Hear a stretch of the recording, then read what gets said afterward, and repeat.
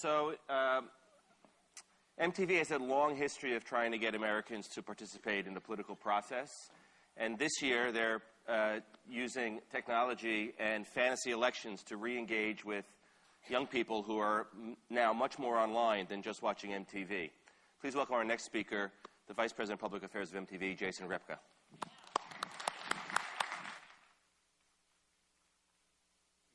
Wow. One of these things is doing its own thing here. It's really a huge honor to share the stage with a number of people who are heroes of mine and legends, and Kathleen, who I would posit is the Lady Gaga of political fact-checking and political accountability. That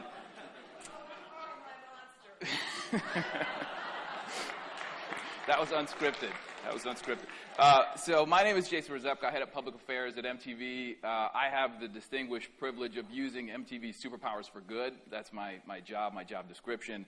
This year, the big thing that we're focused on is figuring out how we can reclaim our legacy of empowering young people in the political process and getting them registered to vote, getting them informed, and turning them out. And when you think of MTV and politics, you probably think of this, which in 1992 was pretty novel, the idea of a presidential candidate sitting down in front of 200 young people and hearing their concerns and answering their questions. And just a fact check, one thing here, a trivia piece for you guys. He didn't get the boxers or brief question when he was a candidate. It was when he was president already, so if you have that in a trivia night, you can get some points. Also, the campaign was never rock the vote. It was always choose or lose. So this was really disruptive when we did it a long time ago, and we're going to continue to do this, but this is now playing stakes, and we needed to think about new ways to go beyond this to really engage young people and bring them into the process. And one of the things we're going to experiment with this year, and really the signature piece of our 2012 election efforts, is a game called Fantasy Election, which is going to mimic a lot of what people love about fantasy sports. So over 35 million Americans play some kind of fantasy sports, and apply that to the political realm. And it's not going to be a conventional game that is just measuring the conventional achievements. It's really going to hopefully be an accountability tool and a way to gamify youth participation in our electoral process. So just a quick context on where we're at. We didn't come up with this in a vacuum. This game was informed by the reality that we see with this election cycle as it relates to young people. And we've been studying this for about the last 18 months at this point, just where are young people going into this election. There are some temporal issues if you look at 2008 versus 2012, which are very different races. And there are also some deeper big challenges and things that we see from young people starting to question the validity of electoral politics in this system that we've set up. We've got 65% of 18 to 29-year-olds now don't believe that our two-party system works, that it's not really built for their generation. This is not apathy. This is actually pragmatism. We see that millennials are extremely pragmatic, and if you think about our democracy and you think about electoral politics as a stock, I think they're asking hard questions about the performance of this stock and do they want to buy more shares of it. So that's a real challenge for us in thinking about how do we make sure that young people's voices are heard and that they are power players in the system. You've heard a lot about the enthusiasm gap this cycle. It's right there. It's the difference between the bottom light purple line and the upper dark purple line. That's youth voter primary turnout this cycle for every state where we have exit polling data to be able to match them up. The average drop is about 12%. In New Hampshire, it's 30 points. This is not apples to apples because obviously 2008 was very different. Competitive primaries on both sides, the historic candidacy of both Barack Obama and Hillary Clinton.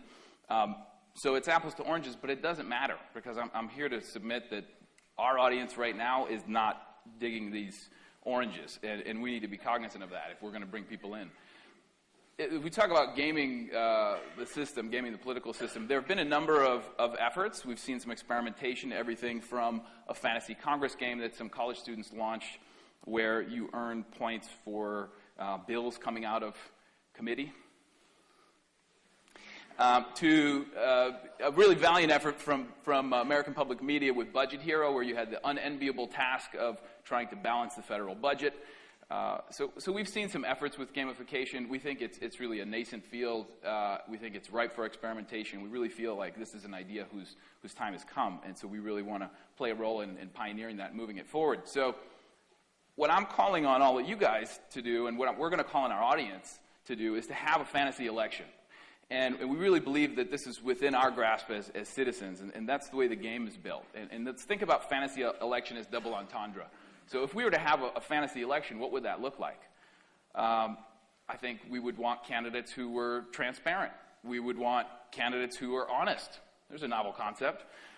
We would want candidates who are engaging those constituents that they're setting out to have the privilege of representing.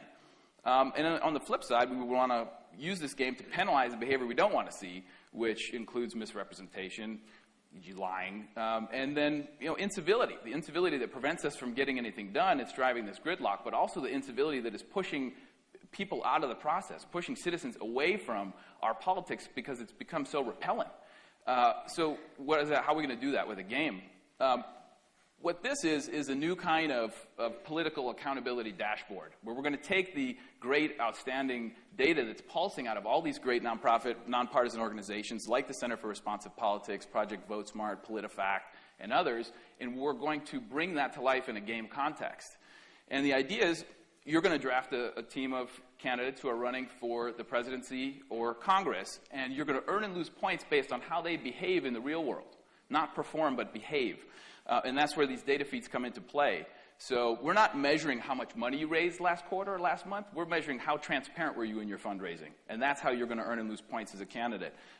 We're measuring not where you stand on the issues, but are you even making where you stand on the issues known? Are you even making that clear?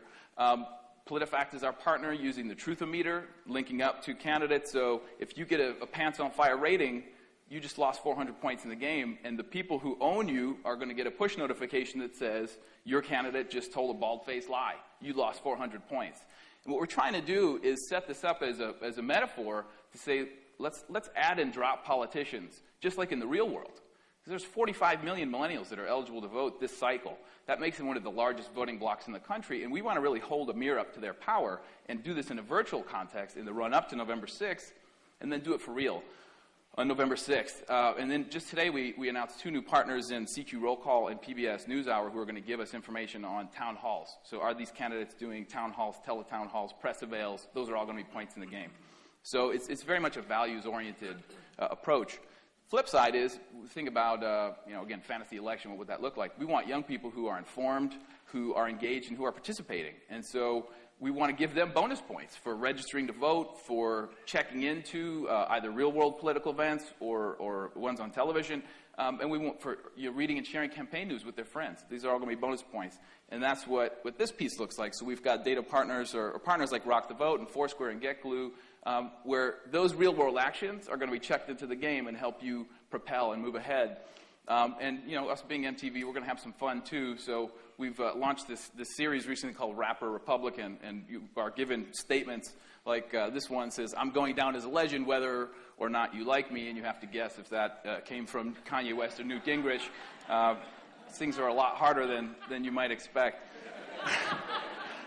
So that's going to be the daily sugar fix, because ultimately if this game isn't fun, nobody's going to play it, and we realize that, and that'll be a piece of it. So there's ways to test your political knowledge.